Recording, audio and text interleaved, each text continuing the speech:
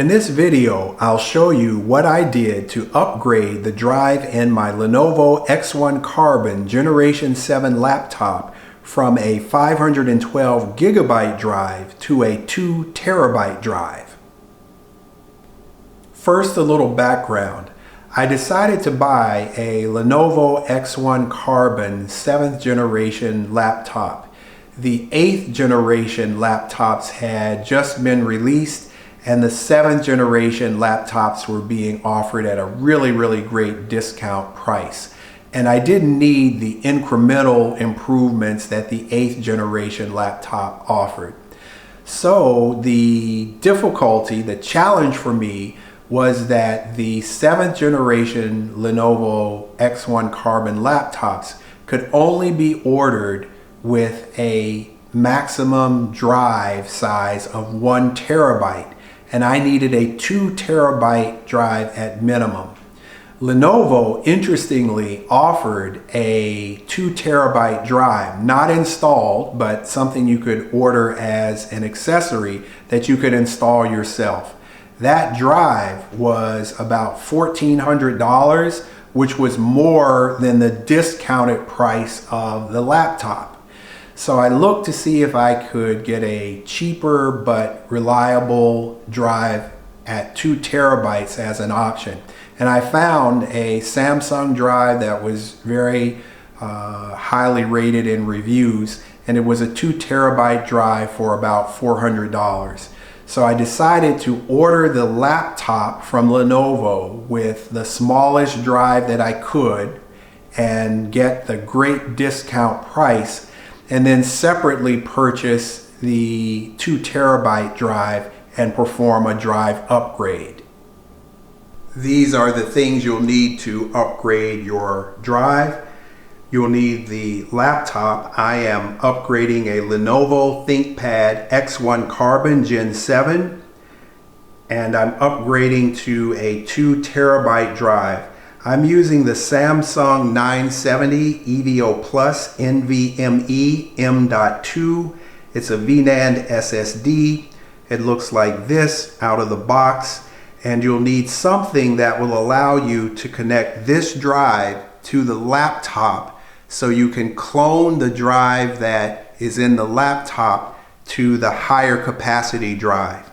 And to make that connection, I'm using this enclosure. There are many enclosures on the market. I'm using the Sabrent USB 3.1 enclosure, and I'm going to take this drive, I'll mount it in the enclosure, and that will allow me to connect the new drive to the laptop so that I can clone the drive that's in the laptop.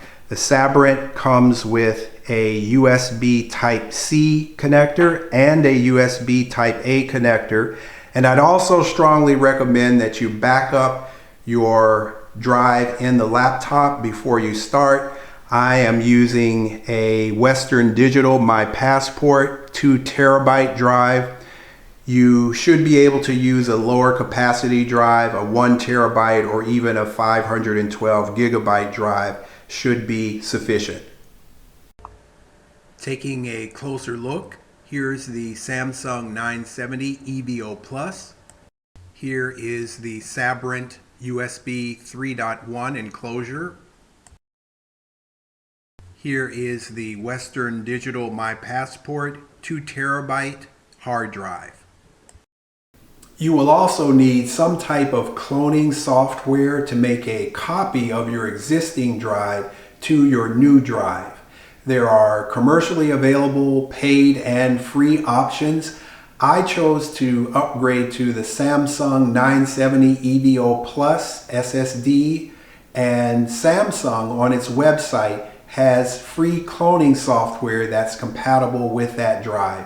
So I downloaded that software. That is the Samsung Data Migration software, and I used it with my Samsung drive to complete cloning. Before you start, I'd recommend that you back up your existing hard drive. There is commercially available paid and free backup software. I would recommend that you back up your files and also back up an image of your existing hard drive. Install the new drive in the enclosure.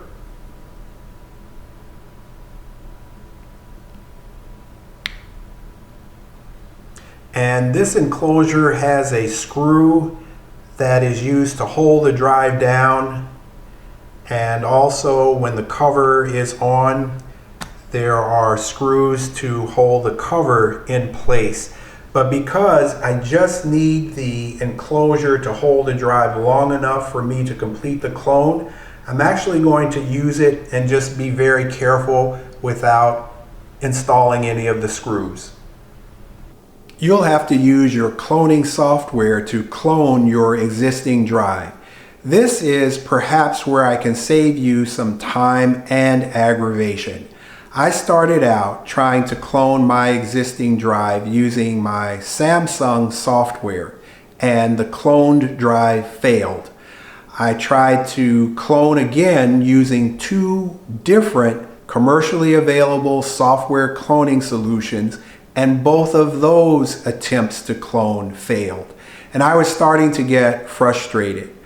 Often when I'm faced with those kind of frustrating situations where I don't really see a way around it to a solution, it's best for me to remove myself from that frustrating situation, to do something different or go to sleep. And often after I've been away from that situation for a while, a solution will come to me easily.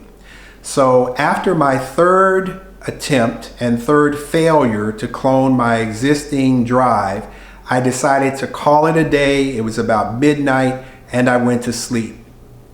I woke up the next morning, and when I put my feet on the floor, the first thought that came to mind was encryption. I had been using, prior to the brand new laptop, a laptop that was about 10 years old and used a version of Windows that did not include disk encryption. However, the brand new laptop had the BitLocker disk encryption enabled by default. I went into Windows and I disabled that disk encryption, and I tried to clone the drive again. And I was able, using the software from Samsung, to successfully clone my existing drive on the first attempt. So you may need to disable disk encryption before you can successfully clone your existing drive. This is how to disable Windows BitLocker. Start menu, then scroll down to Windows System, choose Control Panel, then System and Security, and then BitLocker Drive Encryption. And this is where you can turn BitLocker off. I also want to share something that may help you from the two cloning failures that I had attempting to use commercially available software cloning solutions. The two software solutions that I tried to use both cloned the existing 512 gigabyte drive to the 2 terabyte drive, but only so that the 2 terabyte drive would only function as a 512 gigabyte drive. So what I would have had to do is to have gone in with some other software to adjust the partition in the new drive so that I could take advantage of the increased capacity.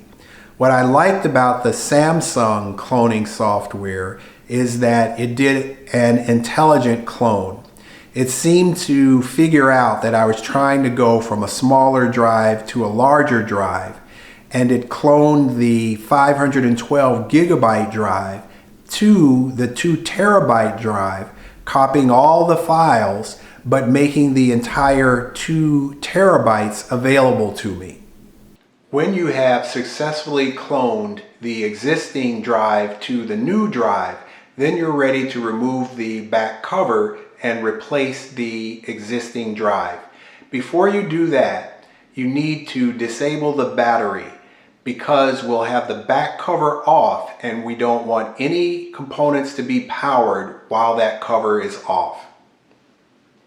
Here's how to disable the battery.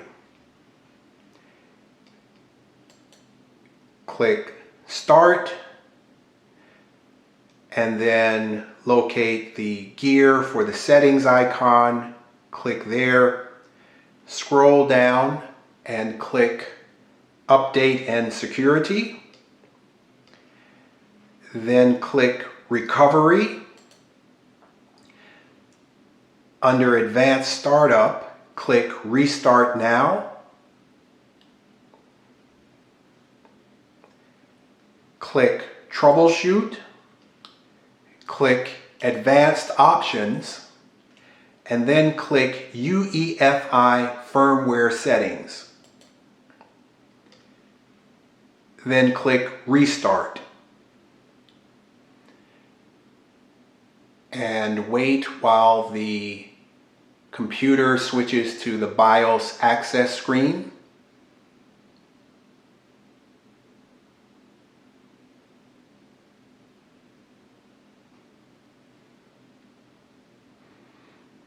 Then click Config, click Power, click Disable Built-in Battery. You'll get a confirmation pop-up and click Yes. You have successfully disabled the laptop's built-in battery. Remove the back cover by placing the laptop upside down. The hinge is here, the touchpad is over here, and there are 5 screws that you'll need to loosen.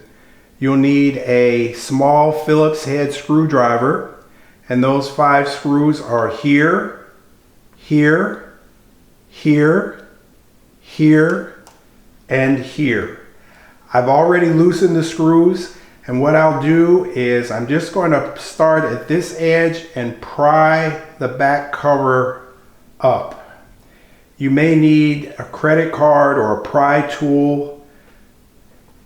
Just take the cover off. The back cover screws are captive, so you don't have to worry about losing them. Lift the flap that's covering the drive. There is a single screw here that holds the drive in place. I've removed that screw and I'm just going to wiggle and pull the drive straight back. Make note of where the notch is so that you know the correct orientation when you're replacing the drive. Install the new drive and replace the screw that holds the drive in place. Snap the back cover on. Tighten the screws to hold the back cover securely in place, and you're done. Earlier we disabled the laptop battery, so to re-enable the battery, just plug the laptop in so that it is receiving power through the cord, and that will re-enable the battery and you'll be able to turn the laptop on.